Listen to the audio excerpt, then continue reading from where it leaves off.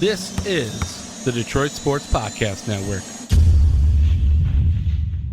I'm sorry to give you extra work. It's what you get for your lack of availability. I need you to do this.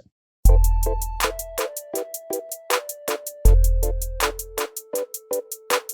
right, we're going to try our best to make this a shorter version of the podcast, something we've not done a lot of lately. But Stroz, I got to call you out real quick. Great way to start a short podcast. This is a fantastic way. This is the least, like, we're both super flexible. It's why we moved off of the lives. I would love to still be doing live podcasts. Me too. We need the flexibility right now. You're like, I have a window Friday from 3:30 to 4:30 to record both of our podcasts in that hour. I'm like, are you kidding me? So we're going to see how this goes. We're going to try and keep it to about a half hour. So wait, hold on. Just to let you know. Okay, I totally forgot that I had a surprise party that I was supposed to attend, and the wife of the guy who the party's for asked me to do the grilling. So, and I said, yeah, no problem. And then I totally forgot that this was going on Friday, and then it was one of those things where we were trying to adjust our schedules and figure out what day we could record. And I was like, holy crap, this is not going to be good. I'm not mad about it, but like, this is you're like, hey, so I work all day Wednesday, all day Thursday, have an hour window on Friday. I work all day Saturday, and Sunday's the start of football season. So we should probably release an episode before then. So we're going to make it work. You're the best, just FYI. You are the best. Nah, you're good. Lions signed Adrian Peterson while I was away in D.C. That's going to be part 2 of the episode. We're going to talk about my trip because we have to.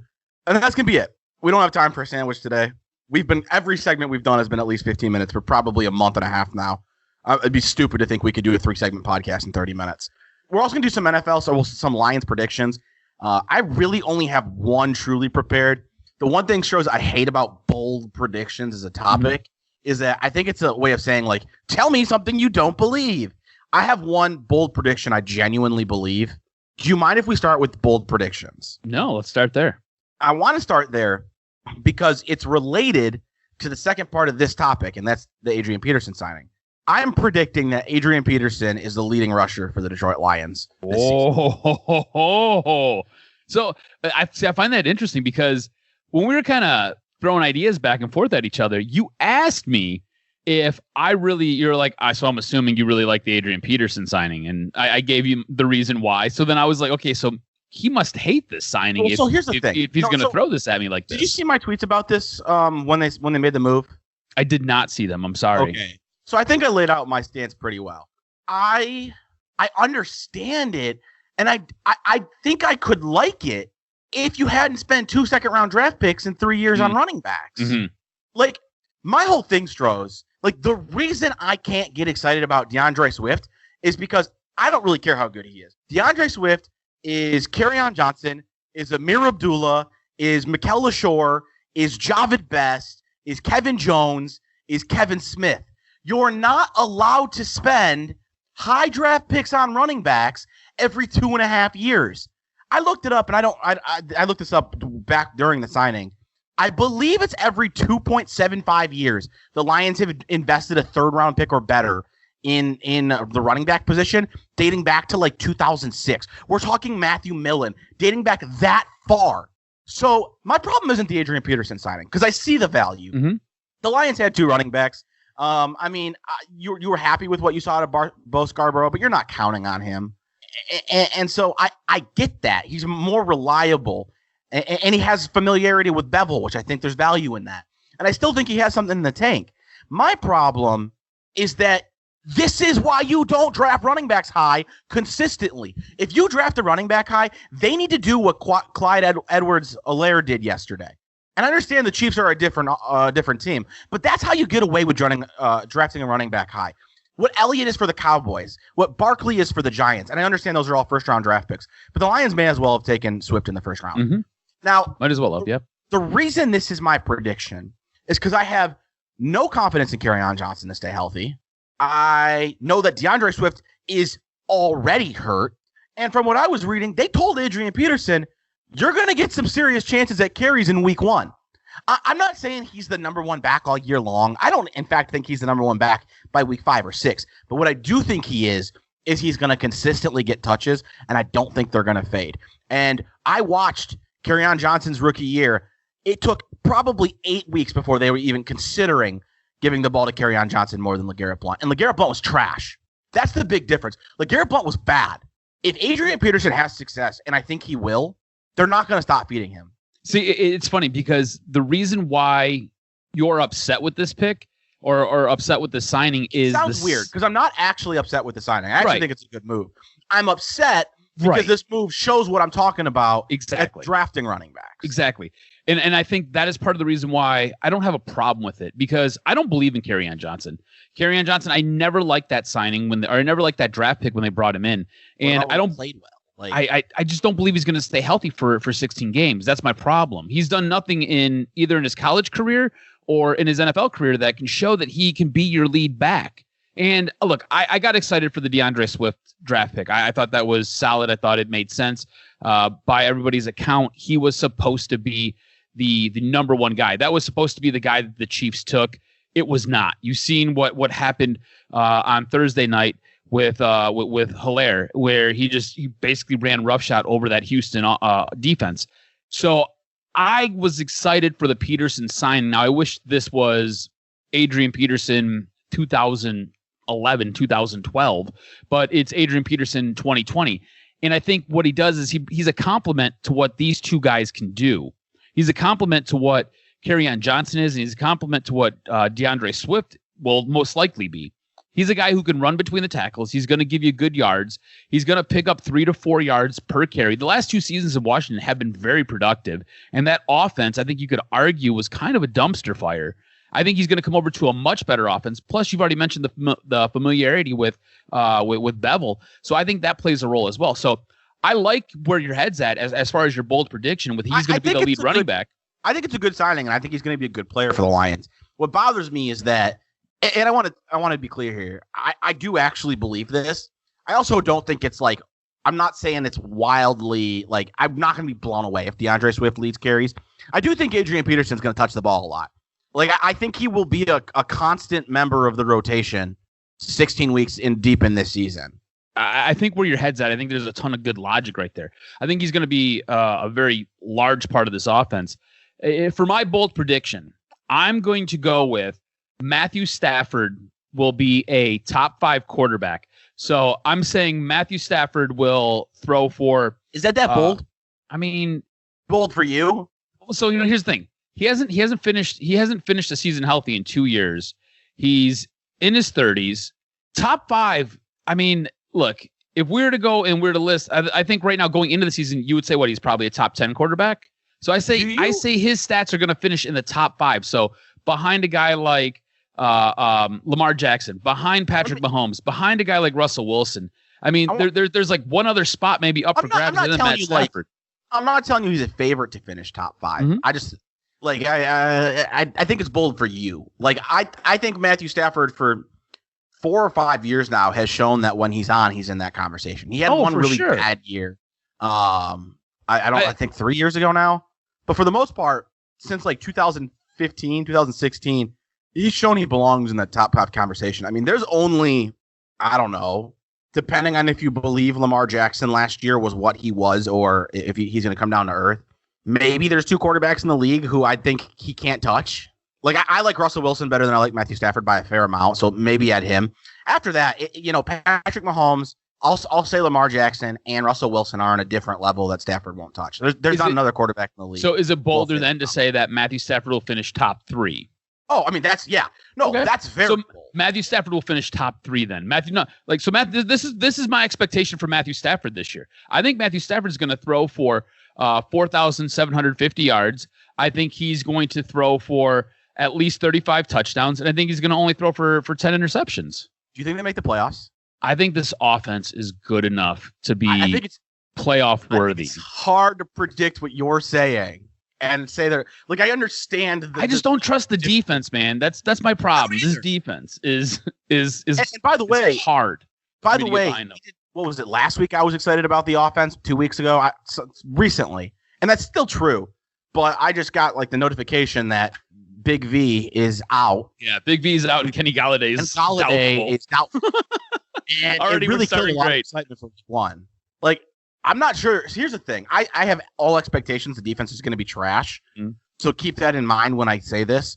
I think Kenny Galladay is one of the single most like damaging injuries outside of Matt Stafford. Because now, if you have expectations for defense, it might be different. But like, I think the Lions are just going to have to outscore teams, and I think they have the offense to do it. But it's going to hurt a lot without Galladay. And I'm not saying they can't beat the Bears. I don't think the Bears are anything special. But I think this makes it a lot tighter. I'd have felt decent going into that game. I know the Lions won't have anybody at the game. It's in Detroit, right? It is. I still think there's value to being at home, even if you don't have a fan base there. Not as much, but just familiarity, not having to travel. See, I think that with sucks some wind out of my sails to start the season. Oh, for sure. And I think it's okay to feel that way. With Galladay, I think you could make the argument that they were gonna steamroll Chicago, because I don't believe in Chicago. I think Chicago's trash, and I think Detroit's offense is that much better. I think Detroit's defense. I think the question marks come with that defense. What are they going to be? How are they going to look? Now, here's the thing. This is what you have to factor in. You're getting a lot of different guys who have played in this system before. Now, granted, they are older, but they understand what you're trying to do, or what Matt Patricia's trying to do, and what he's trying to convey. So I think there's a little bit more of a buy-in. I think last year you had a little bit of a problem with guys being like, this just doesn't work. Like, this is the new NFL. This just doesn't work. And I think that's why a guy like Darius Slay got moved out. I think this is why a guy like Quandre Diggs. Yes, Quandre Diggs. Because they were just like, this isn't the team's not built this way. This is not how this works. I think it's important to understand too that they had I didn't, and I still don't like the Quandre Diggs trade. I don't. But it is important to note they drafted 2 safeties in the top 3 rounds in the first couple of years. So like, they had pieces they were ready to move to. And that's one thing that I'm adamant about. Not a Patricia guy. I don't believe in his ability to build a defense. But the one credit I gave this organization, and it's something I'll throw it to the Rockets here in Houston. Like, I don't necessarily know that they have the roster to be a championship contender, but they've got the pieces to do what D'Antoni wants. Patricia has gone out and got the guys to play the defense he wants. And that matters. Even if your defense, you could have the worst defensive design in the world. If you have the guys who fit it, it should still make it better. And I believe that both offensively and defensively, this team has done a good job in the last couple off seasons getting guys to fit what they want to do. Will that work? I'm skeptical, but we'll see. But I do think they deserve credit for getting guys that fit what they want to do. Do you have any more bold predictions you want to do before we move on? Yes, sticking with bold predictions and the defense. I think this defense, for all the points we just kind of laid out, I think this defense will be a top 12 defense. You have to remember, this defense was bottom barrel. Whoa. Stop. You need to stop talking. I asked you. Stop talking. If they were a playoff team. And I didn't answer. I said I have questions about this defense. Kinda. Yeah. Uh-huh. And now you think they're a top 12 defense and a top 5 quarterback. You're not talking playoffs. Do you think they win the division? It's a bold prediction. Oh, yeah. So here's the thing. I think they have a legitimate shot to win this prediction. I don't want legitimate shot. Yes, B. They win the prediction. They win the division. Are you happy? We need you to say this start to finish. I believe the Lions will win the division. Okay? Wow. And how are we not doing that for the whole segment? Did you just I don't know. I just didn't think about it. Just like as we're talking about it, I'm all riled up now. So here's the thing. This is where you messed up. I think should have been the segment. I think Stroz believes the Lions are going to win the NFC North. Because I didn't even know I believed it until we were talking about it. Here's the thing. I think this offense is good enough. I think the offense is that good. All right. I think year 3 of Patricia, this should be the expectation, right? This should be the expectation because you went out and you got all the guys that you said you needed. You got rid of the guys that you said were troublesome. I mean, Darius Slay is a top 10 cornerback in this league, and you shipped him out. Quandre Diggs is a very good safety in this league, probably a top 10 safety, and you shipped him out. So you've totally revamped this defense. You got all the guys in here that you said you needed and the guys that you wanted. You got to go do it now. It's put up or shut up. And look, we've already discussed this. I don't think they're going anywhere if they don't do a good job this year. I think they're still here for at least one more year. I don't think Sheila Hamp's going to get rid of them. I think they're staying. I think they've got at least 2 more years where Quintricia is in charge of everything. and it's kind of going to be what it is. But you told us that Darius Slay was the problem. You told us that Quandre Diggs was the problem. You told us that you didn't have the guys to make this defense work the way you needed it to work. And what'd you do? You went out and you got all those pieces. I think you and I both have been sitting here screaming like, hey, how come we don't have enough DNs? We need more DNs. We need more pressure on the quarterback. And they're like, we don't pressure the quarterback. We show 3, we bring 3, and everybody else plays this weird zone, and we drop back and we handle business. Bend but don't break. Bend but don't break. So this is the year. I think they have to, with all the pieces and all the moves they made, they finish in the top 12, right? And I think that offense is going to carry them. I think we both believe such an emotional person. It's great, right? And don't take that as an insult. I am too. I think in sports, like, I do a much better job than you of separating my emotion. No, it's all there. I just lay it all on the table. Here's the thing, man. Look, Stroz, we've done months of podcasts with you having nothing negative or positive to say about Patricia and Quinn. And now you're predicting they win the division. This is what this team does to me. It's horrible. Look, man. So I struggle. In like a previous life, I worked as a sports reporter, and it killed me. It sucked because I don't see how you could do that. What sucked because I had to take my entire fandom and I had to throw it in the trash. Yeah, I don't see how you could do that. And I hated it. It was brutal. That was why I do not like writing for papers. I just don't enjoy it because I love the emotion. What's that? You could have been a columnist. I could have been, but like you generally have to earn your stripes on the beat first. And I just couldn't do it. And I couldn't wait to walk away from that just so I can embrace my fandom and my emotion. Like I love being a psychopath on a podcast or on the air with you. It's great. I think this is the biggest bombshell in this podcast history. I really do. No, seriously. I think 6 weeks ago you probably would have predicted the Lions to go 6-10. Probably right. I've come around a little bit. I did predict them to go 6-10 6 weeks ago. I've come around a little bit because I do think when healthy, this offense can be very, very good. I mean, you tell me, am I buying too much into the offense? Yes. Because I think that is where that was quick. I think that is where. Am I buying too much? I don't need to hear anything else. Anything else? Yes, absolutely. Here's the thing. I believe so much in this offense, and I think if Matthew Stafford is healthy, it has all the potential in the world. My reservations and everything that makes me want to hedge my bets is because of this defense. But bold prediction, I'm saying that they're going to be top 12. So they're coming from the bottom to higher end mediocre. Okay. So, last year, I think they finished 30th. I think they were ranked 30th as a defense. So, 18 spots is a lot to move. I'll say this. I think it is far crazier how far you've come in the last few weeks than your actual prediction is. I don't agree with you, but there's reason to believe in this offense. Mm-hmm. And as I've said, at the very least, the defense has the pieces in it to do what they want to do. I have a hard time believing a guy whose defenses have been so brutal back-to-back years. Like, it shouldn't take you 3 years to build a top.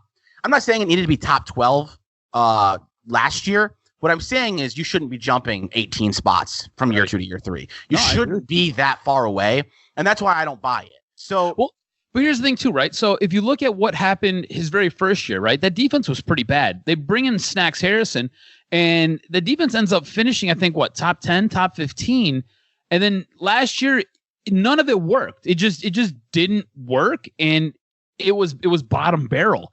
So do they get back to that point where they were relatively competitive his very first season? I think that's feasible. I think that's possible for that. I don't think that's a wild expectation.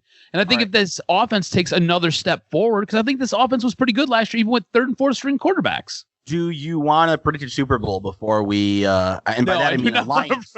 I do not want to predict Super Bowl. Anything like they're winning the NFC North. They might get a bye week, and get a bye week. They might get a bye week. I said they might.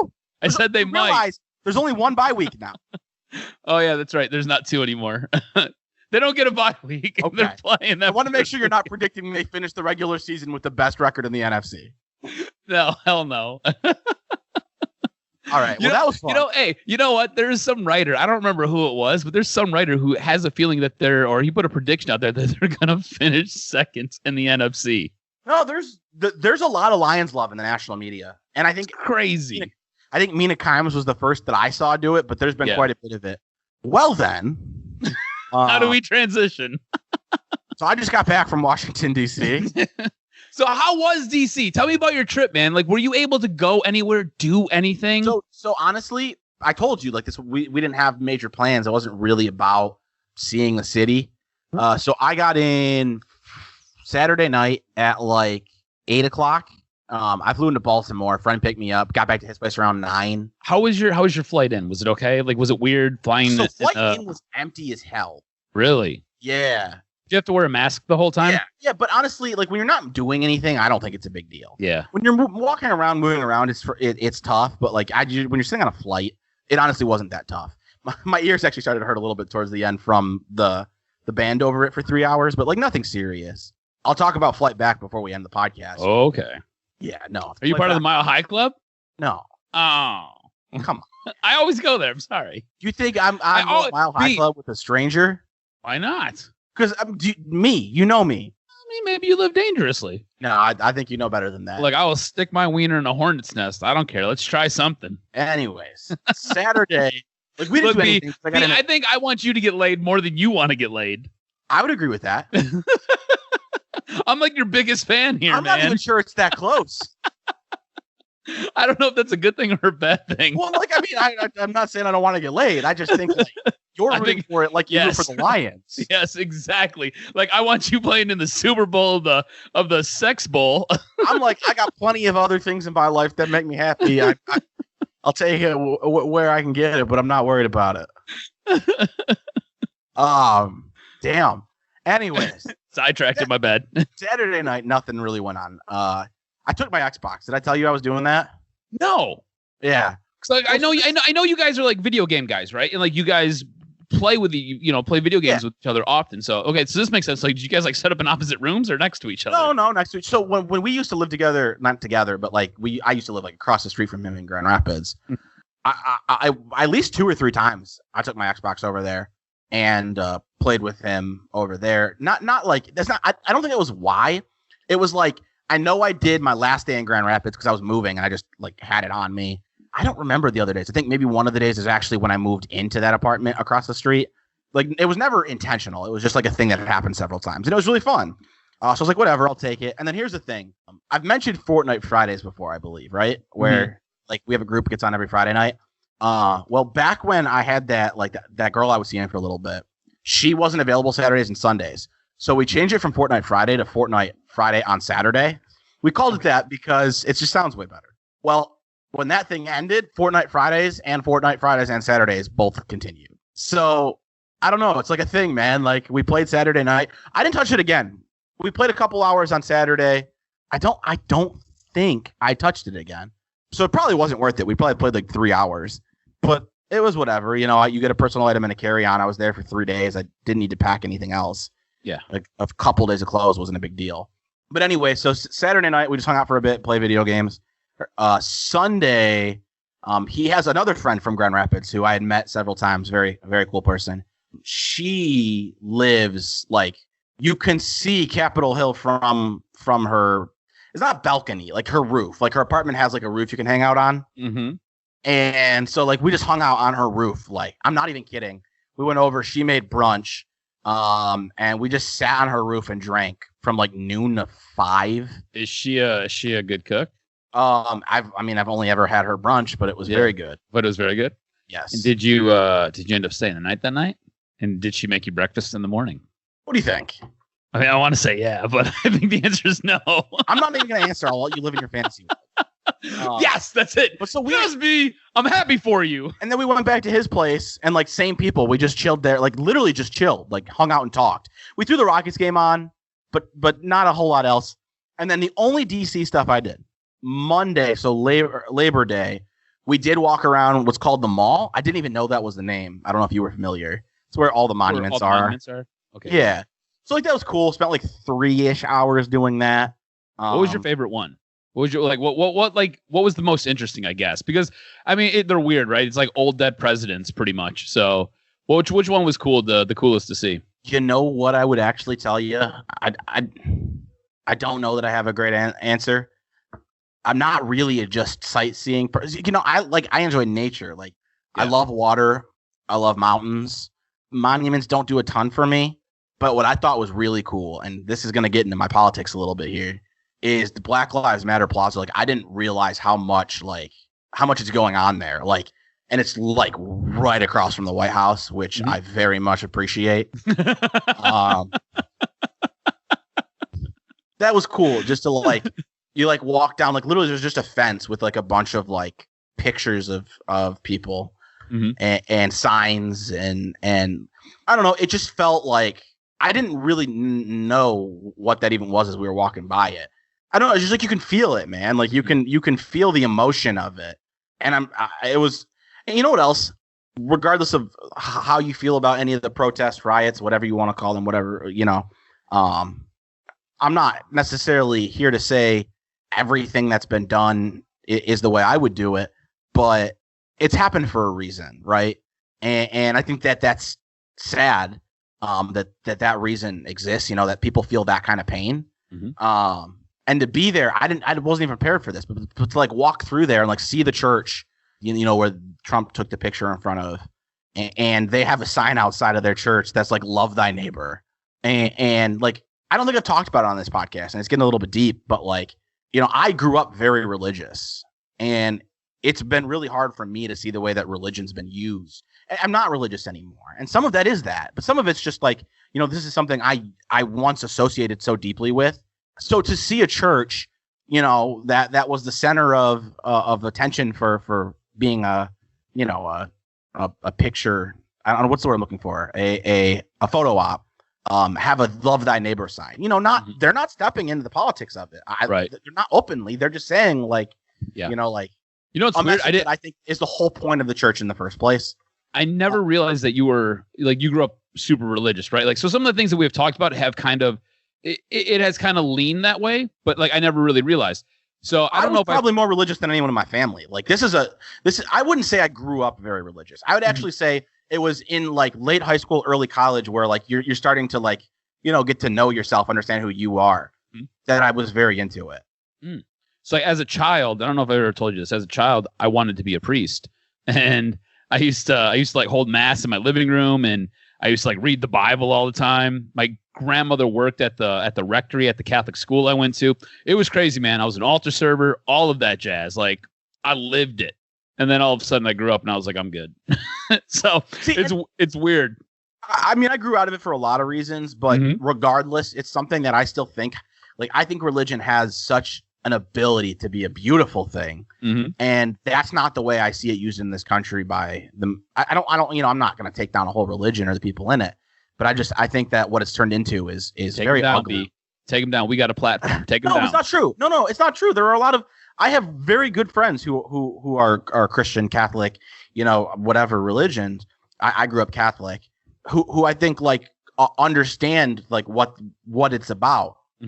But just like what you see on TV and social media and in politics is not to me what that religion's about. And so it's hard. Like it legitimately hurts me to see that. So I don't know. There was like, I did not expect that. Like to feel that, like being there where those protests went on and seeing that church and seeing Black Lives Matter Plaza and like feel that emotion of that.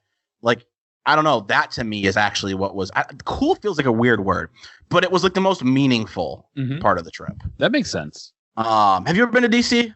I've never been to DC. I do want to go. I do want to check it out. Never been though. The Washington Monument has like a joke in my video games friend group because when my friend Austin moved there, the one I went to visit, a lot of people had no idea when he was moving.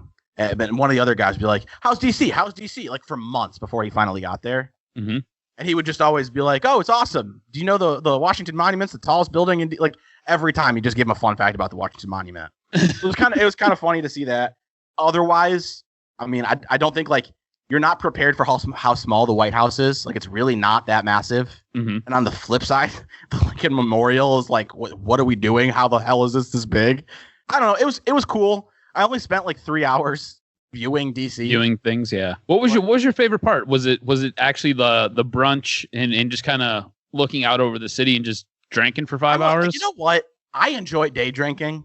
Yeah, me too. Because it like allows you to have a nice long buzz. I'm guessing that's not the same reason you like it.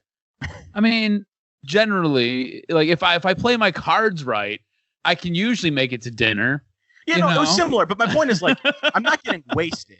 No, like, I got you. But like, I spent like 3 hours with a nice buzz, you know, and it was like it's been 100 degrees here constantly, so it was only 80 degrees, and yeah, man, like I just enjoy hanging out with people. I'm gonna be honest with you. I spent 3 hours buzzed, convinced I was moving to DC. Really? Yeah. As I came down from that, I was like, we'll see. I mean, I'm a people person, and I'd love to be around my close friends. But while I was buzzed, it was like, no, I'm moving to DC.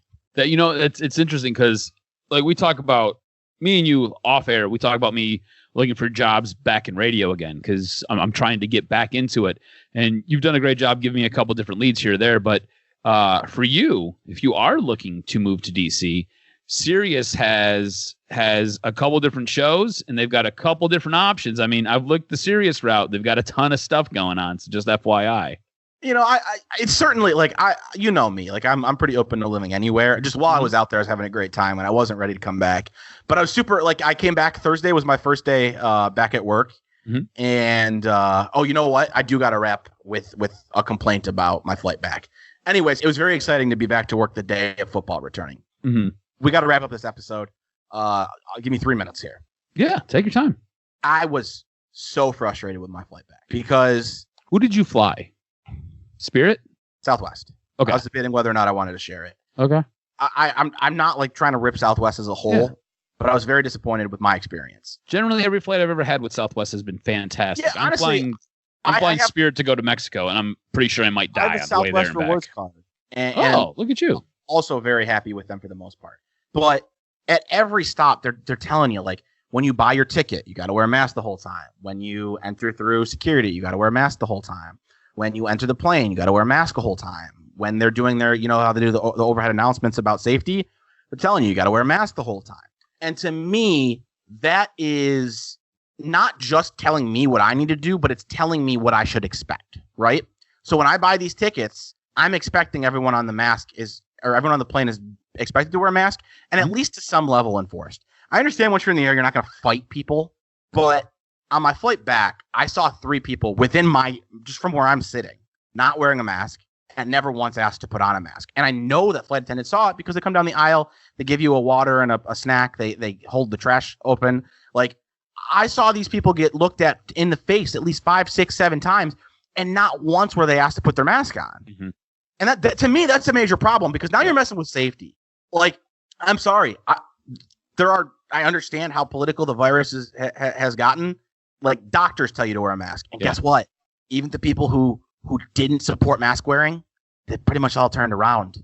In Texas, the governor said, the governor stopped Houston from enforcing a mask mandate. And then you know what he did? He turned around a few months later and had his own mask mandate. Yeah. Trump has gone back and forth on it, but even he says masks are helpful. This isn't a debate. Like, factually, masks help prevent the spread. So to me, when you're adamant that people have to wear masks and you don't enforce that on the plane, you not just lied to me, but you've lied to me about safety. This isn't telling me there's a snack available on the flight and not handing me a bag of pretzels. This is telling me what you're doing to protect me. And then after I have made my purchase and there's no backing out, you're not doing it. Mm-hmm. And honestly, it might have been the same way on my flight there. Everyone I saw had a mask on, and the flight was so empty on the way there. On the way back, it was pretty much full outside of middle seats. But to me, that was very disappointing. You cannot tell me what you're going to do to keep me safe and then have no aspect of enforcing it. If you just ask these people to put their mask on and they refuse, I understand we're way up in the air. There's just not a whole lot you can do about it. But to not politely ask to me is unacceptable. Yeah. And, you know, so here in Michigan, gyms reopened on Wednesday. And this has been the one thing that working in a gym we have fought with just about everybody on is wearing your mask and then wearing your mask properly. Because the governor here in Michigan says that the mask has to cover your nose, has to cover your mouth. And if the health department comes in, we're screwed, right? They're getting a fine, we're getting fines, everybody's getting a fine, and we could get shut down. And it's just this constant back and forth. And like, you even try to relate to the people on it because, I've been going to the gym since they've reopened and I've been wearing a mask, and it's usually cool for the first half hour, but I usually work out for an hour and a half. That last hour sucks balls. And you're trying to explain this to people like, look, man, I get it. It sucks. And you got people who want to fight you on this. And you're just like, look, it's really not that serious. Either you can do it or you can't do it. And if you can't do it, just leave. And honestly, I understand that, like, that's probably why they're not doing it, because they've dealt with fights and they're just not willing to do that anymore. But here's my problem. If at a gym, you guys go, screw it, we're not willing to put up this fight, you know what I can do? I can leave. When I purchase a flight, I'm trusting you with my safety. Oh, for sure. I have no outs. And so when you tell me what you're going to do to keep me safe and you don't do those things, it's genuinely disappointing. And I don't have a whole lot else to say. I hate to end this there. But I was very frustrated with it. And I've been meaning to call them, but I'm back to normal life, busy, haven't had a moment. Because to me, like, just don't lie to me. Yeah. Don't lie to me. If you're not going to enforce masks, then don't even tell me they're required. Yeah. And I understand that what would happen then is no one would wear them, and a lot of people wouldn't go on flights because of that. Sorry, like I wouldn't have gone. Honestly, I don't believe I would have gone if I would have known that we weren't going to enforce mask wearing. Right. That was very frustrating to me. But other than that, enjoyed the trip. Hopefully I stay healthy. I've only been back a couple days, so we don't actually know yet. But yeah, it was fun. Other than that, Lions Sunday. Stroz says they're going to win the division. Hey, we're putting the pieces together on Sunday to win this division and make it to the playoffs, baby. I say Adrian Peterson's going to lead the team in rushing. I'm going to say attempts. I never clarified that. You could call it yards too. I think both are very possible. Actually, yards are probably more likely. We'll keep an eye on those things. Oh, this defense is going to be revamped too. It's going to be a top 12 defense. Top 12 defense according to Stroz, and that's how they win the division. That's going to do it. Didn't keep it as short as we wanted.